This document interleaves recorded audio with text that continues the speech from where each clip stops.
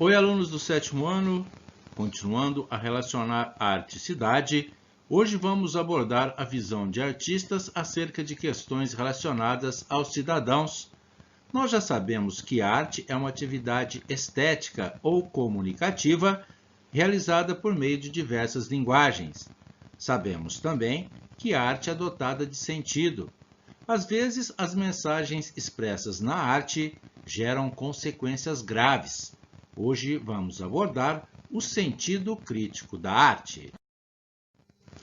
Podemos começar pela Semana de Arte Moderna de 1922, cujo cartaz foi criado pelo pintor Di Cavalcanti. Um cartaz limpo, com letras à mão, e a ilustração do que poderia ser um pé de pimenta, porque foi bem apimentada essa manifestação que ocorreu de 11 a 18 de fevereiro de 1922 no Teatro Municipal de São Paulo e reuniu artistas ligados à música, pintura, dança, escultura e poesia. Os artistas que criaram a Semana de Arte Moderna propunham uma nova visão de arte. A arte visual, por exemplo, inspirava-se nas novidades europeias, como o cubismo, o surrealismo e o expressionismo, estéticas que rompiam com a arte acadêmica. A arte acadêmica é aquele tipo de arte que busca ser um retrato fiel da realidade. Os modernistas, no entanto, davam mais importância à expressão individual. A ousadia desses artistas chocou o público e também a crítica. Uma das artistas mais criticadas foi Anita Malfatti, uma pintora brasileira que estudou na Europa e aderiu ao movimento cubista, que teve Pablo Picasso como um de seus criadores. Esse quadro que você está vendo, chamado A Boba, de Anita Malfatti, é de 1916. Pois bem, apegado à arte acadêmica, o escritor Monteiro Lobato, aquele do Sítio do Pica-Pau Amarelo, criticou uma exposição de Anita Malfatti em um artigo intitulado Paranoia ou Mistificação? Para Monteiro Lobato, artistas que fugiam ao acadêmico, ou seja, a forma realista de representação, viam a natureza de forma anormal. Lobato também criticou a Semana de 1922, mas o evento abriu a arte brasileira para novas possibilidades e perspectivas. Artistas que participaram da Semana de Arte Moderna de 1922 e outros influenciados por aquele marco na arte, buscaram também mostrar em suas obras a situação social do Brasil. Cada um, dentro de sua estética, procurou refletir sobre o país e o seu povo, como o pintor modernista Di Cavalcanti, aquele que criou o cartaz da Semana de 22, está lembrado?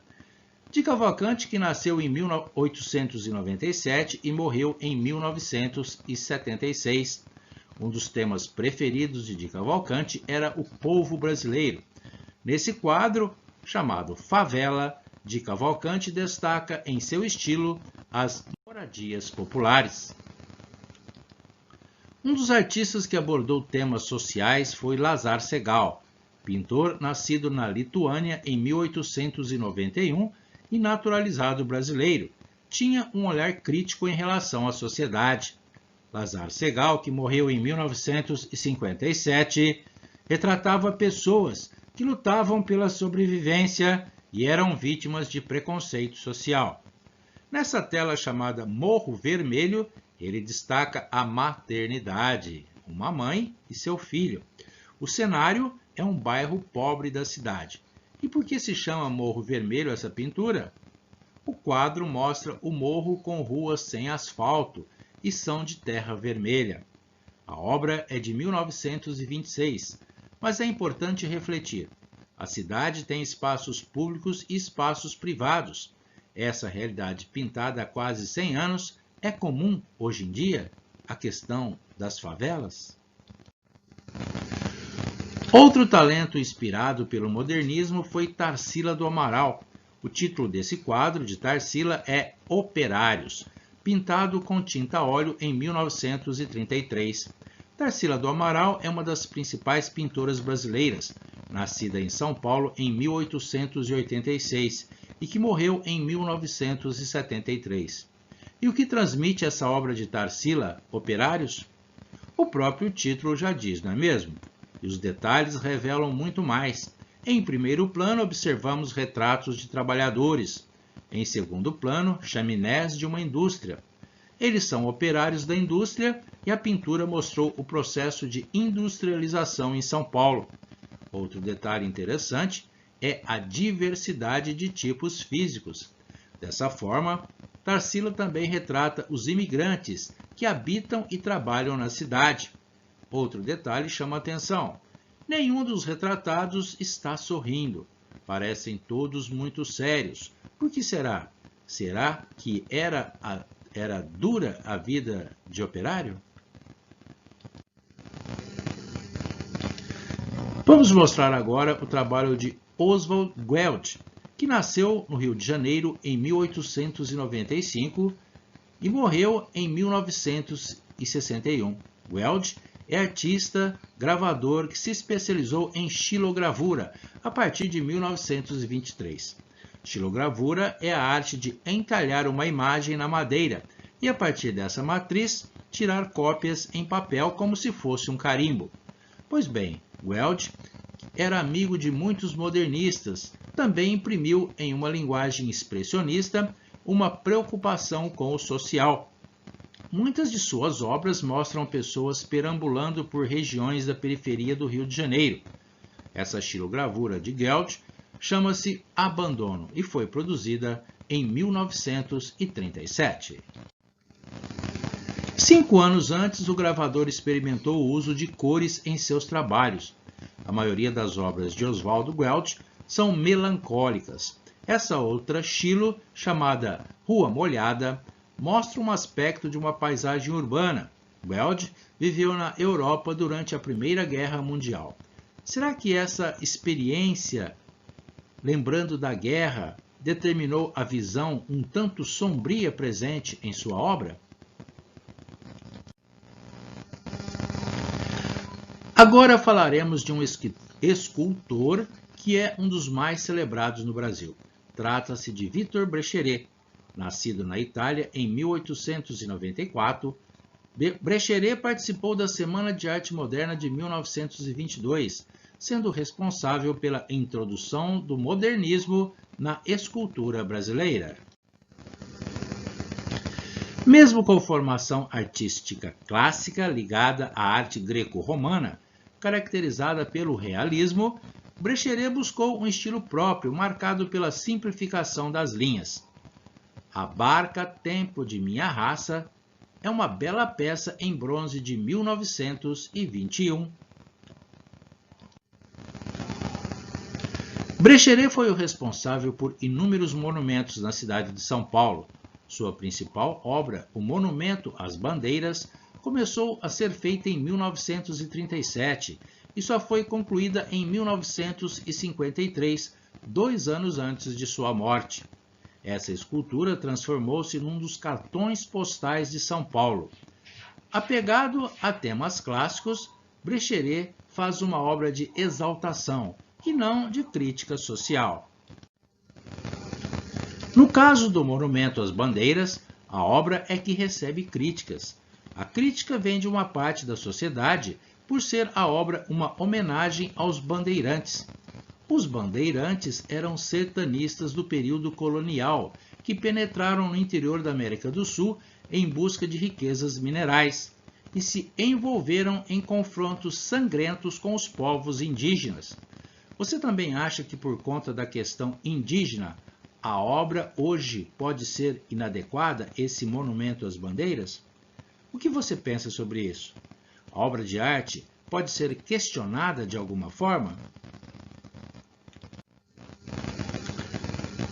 Porém, é a arte gráfica que gera as maiores consequências ao criticar a política, os costumes e a sociedade.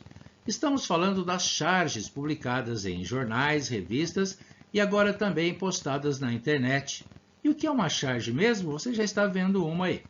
Charge é uma ilustração humorística que envolve a caricatura de um ou mais personagens, feita com o objetivo de satirizar algum acontecimento da atualidade. O poder de comunicação das charges satíricas muitas vezes geram consequências sérias, provocadas pelo alvo das críticas ou por seus seguidores.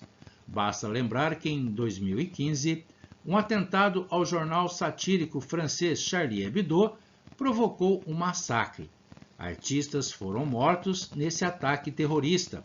O atentado foi atribuído a radicais que se sentiram insultados em sua fé pelas charges do jornal.